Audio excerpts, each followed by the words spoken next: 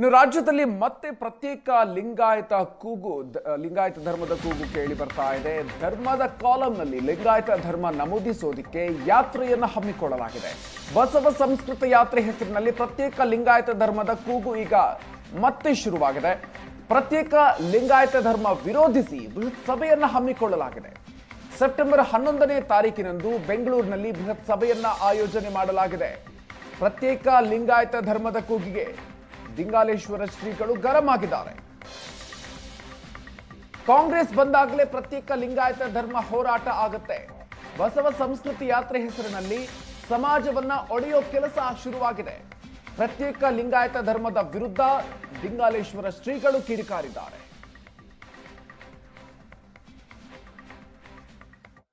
ರಾಜ್ಯದಲ್ಲಿ ಮತ್ತೊಮ್ಮೆ ಲಿಂಗಾಯತ ವರ್ಸಸ್ ವೀರಶೈವ ಲಿಂಗಾಯತ ಅನ್ನುವಂಥ ಧರ್ಮದ ವಿಚಾರ ಮುನ್ನೆಲೆಗೆ ಬರ್ತಾ ಇದೆ. ಅದರಲ್ಲೂ ಬಸವ ಸಂಸ್ಕೃತಿ ಯಾತ್ರೆಯನ್ನ ದಿಂಗಾಲೇಶ್ವರ ಸ್ವಾಮಿಗಳು ತೀವ್ರವಾಗಿ ಖಂಡಿಸಿದ್ದಾರೆ. ವೇದಿಕೆ ಮೇಲೆ ಕೂತ್ಕೊಂಡು ಬಸವಣ್ಣನ ಹೆಸರಲ್ಲಿ ಪ್ರತ್ಯೇಕ ಲಿಂಗಾಯತ ಧರ್ಮದ ಭಾಷಣವನ್ನ ಮಾಡ್ತಾ ಇದ್ದೀರಿ, ಅದಕ್ಕೆ ನಮ್ಮ ವಿರೋಧ ಇದೆ ಅನ್ನುವಂಥದ್ದು. ಈ ಕುರಿತಂತೆ ಮಾತನಾಡಲಿಕ್ಕೆ ನಮ್ಮ ಜೊತೆಗೆ ದಿಂಗಾಲೇಶ್ವರ ಶ್ರೀಗಳಿದ್ದಾರೆ, ಅವರನ್ನೇ ಮಾತನಾಡಿಸ್ತೇನೆ. ಸ್ವಾಮೀಜಿ, ಯಾವ ಕಾರಣಕ್ಕಾಗಿ ಬಸವ ಸಂಸ್ಕೃತಿ ಯಾತ್ರೆಗೆ ತಮ್ಮ ವಿರೋಧ? ಬಸವ ಸಂಸ್ಕೃತಿ ಅಂತ ಏನು ಹೆಸರಿಟ್ಟಾರ, ಅವರು ಬಸವಣ್ಣನ ವಿಚಾರಧಾರಿಗಳನ್ನ ಹೇಳ್ತಾ ಇದ್ರೆ ನಮ್ಮ ವಿರೋಧ ಇದ್ದಿಲ್ಲ. ಆದ್ರೆ ಹೆಸರಿಟ್ಟಿದ್ದು ಬಸವ ಸಂಸ್ಕೃತಿ. ಅಲ್ಲಿ ಹೇಳ್ತಾ ಇರ್ತಕ್ಕಂಥದ್ದು ಪ್ರತ್ಯೇಕ ಲಿಂಗಾಯತ ಧರ್ಮ ಸ್ಥಾಪನೆ ಮಾಡೋದ ನಮ್ಮ ಗುರಿಯಾಗೈತಿ. ನೀವೆಲ್ಲರೂ ಲಿಂಗಾಯತ ಧರ್ಮ ಅಂತೇನೆ ಬರೆಸಬೇಕು ಅಂತೇನು ಅವ್ರು ಭಾಷಣ ಮಾಡ್ತಾ ಇದ್ದಾರೆ ನೋಡ್ರಿ. ಹೆಸರಿಟ್ಟಿದ್ದನ್ನ ಮಾತಾಡಬೇಕಲ್ಲ ಯಾವುದೇ ಸಮಾರಂಭದೊಳಗೆ, ಅದರ ವಿರುದ್ಧ ಅವ್ರು ಮಾತಾಡ್ತಾ ಇದ್ದಾರಲ್ಲ. ಹಂಗಾಗಿ ನಾವು 5 ದಿವಸ ಅವಲೋಕನ ಮಾಡಿದ್ವಿ. ಏನು ಯಾರೋ ಒಬ್ರು ಬಾಯಿ ತಪ್ಪಿ ಮಾತಾಡಿದ್ರು ಹೆಂಗ, ತಿಳುವಳಿಕೆ ಇಲ್ಲದಕ್ಕೆ ಮಾತಾಡಿದ್ರು ಹೆಂಗ, ಪೂರ್ಣ 5 ದಿವಸ ಅವರನ್ನ ಅಧ್ಯಯನ ಮಾಡಿಕೊಂಡು ಇದು ಹೆಸರು ಬೇರೆ ಅದ, ಉದ್ದೇಶ ಬೇರೆ ಐತಿ ಅಂತೇಳಿ ನಾವು ಅದನ್ನ ಖಂಡನೆ ಮಾಡಲಿಕ್ಕೆ ಬಂದಿದ್ದೀವಿ. ಹಿಂದೂ ಕೂಡ ನಾವು ವೀರಶೈವ ಲಿಂಗಾಯತ ಒಂದೇ ಅಂದಿವಿ, ಈಗೂ ಕೂಡ ವೀರಶೈವ ಲಿಂಗಾಯತ ಒಂದೇ ಅಂತೀವಿ. ಆದ್ರೆ ಅವ್ರು ಏನ್ ಮಾಡಿದ್ರು, ಹಿಂದೆ ಲಿಂಗಾಯತ ಹೋರಾಟಗಾರರು ಅಂತೇಳಿ ಲಿಂಗಾಯತ ಜಾಗೃತ ಅಂತೇಳಿ ಹಿಂಗೇನೇನೋ ಶಬ್ದ ಬಳಸಿದ್ರು, ಬರೀ ಲಿಂಗಾಯತ ಬಳಸಿದ್ರು. ಈಗ ಏನ್ ಮಾಡಿಬಿಟ್ರು, ಬಸವ ಸಂಸ್ಕೃತಿ ಅಂತೇಳಿ ಬಳಸಿಬಿಟ್ರು. ಬಸವಣ್ಣನ ಹೆಸರು ಹೇಳಿದ್ರೆ ನಮ್ದು ಎಲ್ಲ ನಡೆದು ಹೋಗ್ತೈತಿ ಅಂತ ಅವ್ರ ಭಾವನಾ.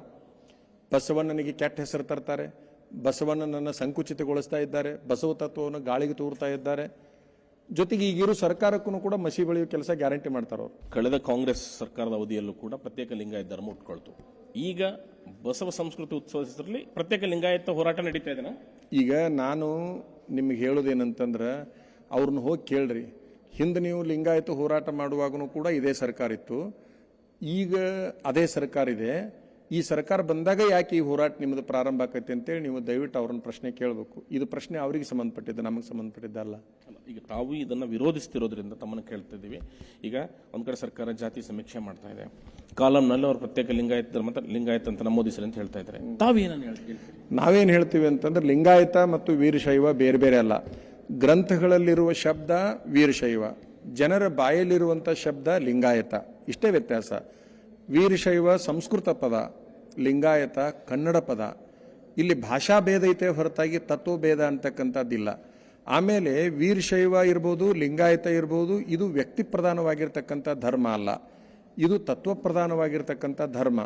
ಇಲ್ಲಿ ರೇಣುಕರು ಇರ್ಬೋದು, ಬಸವಣ್ಣರು ಇರ್ಬೋದು, ಮತ್ತೊಬ್ಬರು ಇರ್ಬೋದು, ಇವರೆಲ್ಲರೂ ಆ ಧರ್ಮದ ಒಂದು ಉದ್ಧಾರಕ್ಕಾಗಿ ಬಂದವರೇ ಹೊರತಾಗಿ ಮತ್ತೊಂದೇನೂ ಅಲ್ಲ. ಇದು ಕೆಲವು ಧರ್ಮಗಳು ವ್ಯಕ್ತಿ ಪ್ರಧಾನದವ, ಕೆಲವು ಧರ್ಮಗಳು ತತ್ವ ಪ್ರಧಾನದವ. ವೀರಶೈವ ಲಿಂಗಾಯತ ತತ್ವ ಪ್ರಧಾನವಾಗಿರ್ತಕ್ಕಂಥ ಧರ್ಮ. ನಾನು ಗದಗಿನ ಸ್ವಾಮಿಗಳನ್ನು ವಿರೋಧ ಮಾಡ್ತಾ ಇಲ್ಲ, ಗದಗಿನ ಸ್ವಾಮಿಗಳ ನಿಲುವನ್ನು ವಿರೋಧ ಮಾಡ್ತಾ ಇದ್ದೀನಿ. ಒಂದು ಏನಂದ್ರೆ, ಅವ್ರೇನಂತಾರ, ಬಸವಣ್ಣನವರು ಬಸವ ಸಂಸ್ಕೃತಿ ವೈದಿಕ ಸಂಸ್ಕೃತಿಯ ವಿರುದ್ಧ ಹೋರಾಟ ಮಾಡಿರ್ತಕ್ಕಂಥವ್ರು ಅಂತ ಹೇಳ್ತಾರೆ. ವೈದಿಕ ಸಂಸ್ಕೃತಿಯ ವಿರುದ್ಧ ಹೋರಾಟ ಮಾಡಿರ್ತಕ್ಕಂಥವ್ರು ಅಂತ ನೀವೇನು ಹೇಳ್ತೀರಿ? ಮತ್ತು ನೀವು ಯಾಕೆ ವೈದಿಕ ಪಾಠಶಾಲೆಗಳನ್ನ ನಡೆಸ್ತೀರಿ? ಒಂದು ಕಡೆಗೆ ವೈದಿಕ 3 ಪಾಠಶಾಲೆಗಳನ್ನು ಬಹಳ ವ್ಯವಸ್ಥಿತ ರೀತಿ ಒಳಗೆ ಪಾಠಶಾಲೆಯನ್ನು ನಡೆಸ್ತಕ್ಕಂಥವ್ರು ನೀವು. ನಿಮ್ಮ ಹಿಂದಿನ ಸ್ವಾಮಿಗಳು ನಡೆಸಿದ್ರು, ಅವರು ವೈದಿಕ ಸಂಸ್ಕೃತಿ ವಿರುದ್ಧ ಮಾತಾಡಿದ್ರು. ಈಗ ನೀವು ಅದನ್ನು ಮುಂದುವರಿಸಿಕೊಂಡು ಹೊಂಟಿರಿ, ನೀವು ವೈದಿಕ ಸಂಸ್ಕೃತಿ ವಿರುದ್ಧ ಮಾತಾಡ್ತೀರಿ. ಏನಿದು ಅಂತ ನನಗದು ತಿಳಿಲಾರ್ದಂಗೆ ಆಗೈತಿ. ಈ ಡೊಂಗಿಗಳೇನು ಕುಂತಾರಲ್ಲ ಅಲ್ಲೇ ಬಸವ ಸಂಸ್ಕೃತಿ ಯಾತ್ರೆಯಲ್ಲಿ, ಇವರೊಬ್ಬರ ಅಲ್ಲ, ಅಲ್ಲಿ ಏನು ಕುಂತಾರಲ್ಲ ಹೊಸರು ಡೊಂಗಿಗಳದಾರ ಹೆಚ್ಚು ಕಡಿಮೆ. ಈ ಡೊಂಗಿಗಳ ಬಣ್ಣವನ್ನು ಬಯಲು ಮಾಡುವಂಥ ಪ್ರಯತ್ನ ಮಾಧ್ಯಮದವ್ರು ಮಾಡಬೇಕು. ಸಮಾಜವನ್ನು ಹಾಳು ಮಾಡುವಂಥ ಕೆಲಸ ಇವ್ರು ಮಾಡಕತ್ತಾರ. ಹೊಟ್ಟೆ ಕಿಚ್ಚಿಗಾಗಿ ಏನೇನೋ ನನ್ನ ಬಗ್ಗೆ ಅಲ್ಲ ಸಲ್ಲದ ಪದಗಳನ್ನು ಉಪಯೋಗ ಮಾಡ್ತಾ ಇದ್ದಾರೆ. ನಾನು ತಾತ್ವಿಕವಾಗಿ ಮಾತಾಡ್ತಾ ಇದ್ದೀನಿ, ಅವರು ವೈಯಕ್ತಿಕವಾಗಿ ಮಾತಾಡ್ತಾ ಇದ್ದಾರೆ. ಹುಬ್ಬಳ್ಳಿಯಿಂದ ಕ್ಯಾಮರಾಮನ್ ನನ್ನ ಜೊತೆ ಗುರುರಾಜ್ ಉಗಾರ್, ಏಷ್ಯಾನೆಟ್ ಸುವರ್ಣ ನ್ಯೂಸ್.